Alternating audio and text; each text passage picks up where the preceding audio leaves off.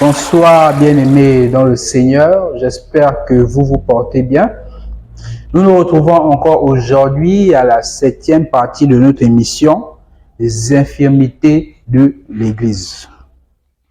Nous avons déjà parlé sur plusieurs points ou plusieurs thèmes depuis la partie 1 jusqu'ici.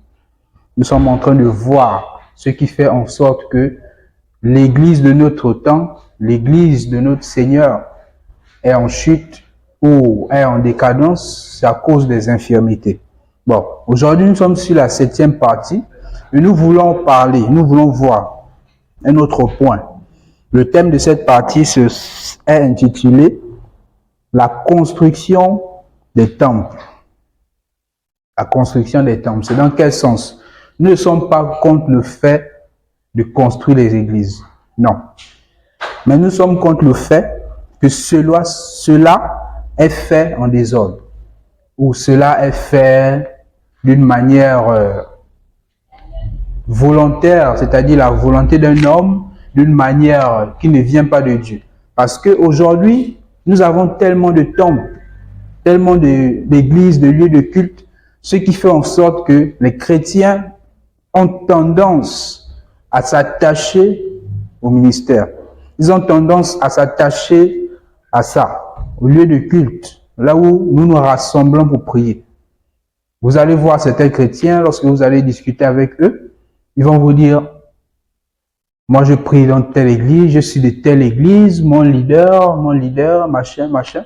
Donc c'est-à-dire que les chrétiens d'aujourd'hui, ils ont une appartenance à des églises. Ils vont vous dire, moi j'appartiens à l'église catholique, moi je suis pentecôtiste, même si vous les invitez à assister à un programme dans votre église, que mon frère, ma soeur vient, j'ai un programme chez moi, un programme d'enseignement, on va partager la parole, ils vont vous dire non, moi je prie déjà dans une église. C'est-à-dire c'est une habitude que nous écoutons aujourd'hui. Pourquoi? Parce que le cœur de ces chrétiens est déjà bouleversé. Leur cœur est déjà changé, est déjà trompé. De la sorte que leur cœur n'est plus fixé vers Dieu. Vous allez remarquer que nombreux chrétiens aujourd'hui, un chrétien, il est capable de se trouver dans une situation compliquée au milieu de la nuit. Au lieu d'appeler Jésus, il va appeler son dirigeant la nuit.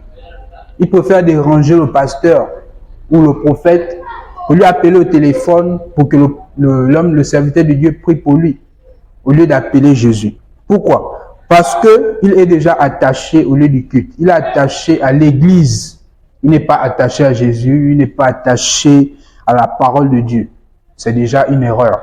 C'est déjà une infirmité. Ce qui fait en sorte que l'église n'est pas solide. Nous nous basons sur des choses que nous voyons. Nous nous basons sur des choses bâties par la main des hommes. Or que notre foi doit être en Jésus-Christ. Nous avons lu dans l'émission passée que l'apôtre Paul a dit, vous avez été édifiés sur le fondement des apôtres et des prophètes. Ça veut dire que la base de tous les chrétiens doit être la parole de Dieu et non le lieu de culte. Ce lieu peut être détruit. Aujourd'hui, nous entendons des chefs de l'État qui sont en train de se lever et persécuter les églises. Imaginez-vous que tous les temples que nous construisons aujourd'hui, de 20 étages, de 10 étages, sont détruits. Parce que n'oubliez pas que c'est Satan qui domine le monde en ce moment. Et Satan est en collaboration avec des personnes influentes, avec des personnes qui ont du pouvoir dans notre monde aujourd'hui. Ils peuvent se lever, détruire des églises, détruire les lieux de temple. Où allez-vous prier encore? C'est la question que je vous pose. Vous qui vous attachez au ministère, vous qui vous attachez au lieu de culte, c'est mon église, c'est mon pasteur. Bon, le jour que toutes les églises seront fermées, on a la preuve lorsqu'il y avait le coronavirus. Toutes les églises avaient été fermées. Comment les chrétiens faisaient? Des chrétiens qui sont incapables de se regrouper dans leur maison pour créer une cellule de prière, pour prier. La Bible dit là où 2 ou 3 sont unis en mon nom, je suis là. Mais aujourd'hui, on oublie cet évangile. On oublie cet évangile. C'est seulement dans le lieu de culte, à l'église, dans ce bâtiment qui était construit par un maçon ou par un architecte. C'est là qu'on croit que Dieu se manifeste. Et pourtant la Bible dit, Dieu lui-même dit dans sa parole, quelle maison me bâtirez-vous? C'est notre corps qui est le temple de Dieu.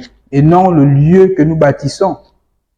Si les églises d'aujourd'hui sont fermées, comment allons-nous faire? Comment allons-nous faire?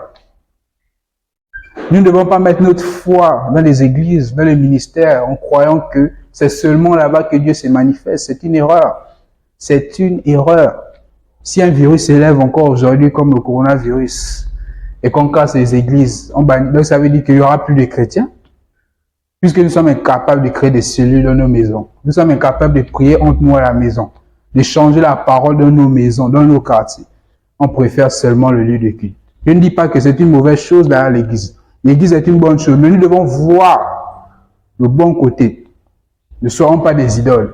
Et prenons pas le lieu de temple, de culte, comme, je ne sais pas, un lieu, le seul endroit où Dieu se manifeste. Non. Mais nous pouvons dire que cela c'était avant. Si nous ouvrons la Bible, parce que nous ne pouvons pas parler de Dieu sans prendre sa parole, nous allons aller dans le livre de Jean, chapitre 4, verset 23. Jésus dit à une femme samaritaine, mais l'heure vient, et elle est déjà venue, où les vrais adorateurs adoreront le Père en esprit et en vérité. Car ce sont là les adorateurs que le Père demande. Vous voyez?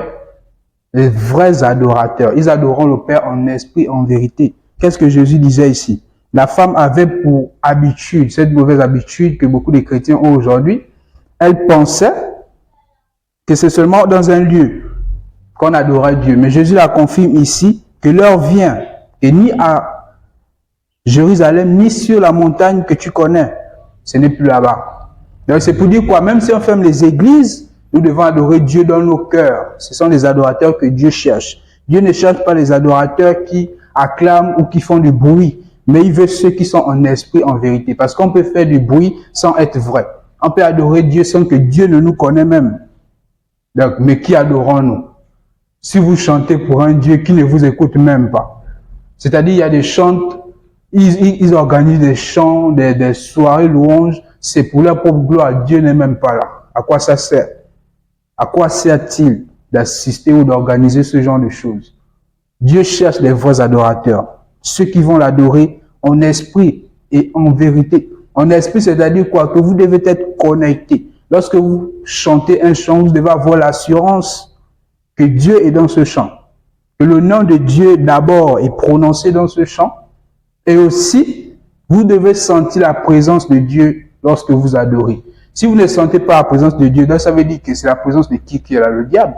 Donc vous adorez le diable sans le savoir. C'est déjà une erreur. Les vrais adorateurs, la Bible dit, adorons le Père en esprit et en vérité. Ça veut dire qu'on adore aussi Dieu dans le mensonge. Dans le mensonge, juste pour se faire voir, juste pour animer le lieu du culte. Nous devons changer cette habitude. Nous devons changer cette habitude. C'est pour dire quoi? Que le lieu qui a été construit là n'est pas le seul endroit où Dieu se manifeste. Certainement, nous voulons nous rassembler dans les églises, c'est normal. Et nous devons apprendre à nous rassembler en esprit. C'est ce qui est encore plus. Si nous nous rassemblons dans un lieu, physiquement, charnellement, à quoi ça nous sert? Dieu doit être au milieu de nous. Donc nous devons être en esprit. Nous devons collaborer en esprit. Nous devons être vrais. Nous devons être dans la vérité. C'est ce que le Seigneur nous demande. Si vous lisez bien, vous allez voir que le passage précise, c'est là les adorateurs que le Père demande. Donc ça veut dire que Dieu, il est dans la tristesse lorsqu'il voit tout le bruit qui se passe sur la terre. Il regarde, il se pose des questions.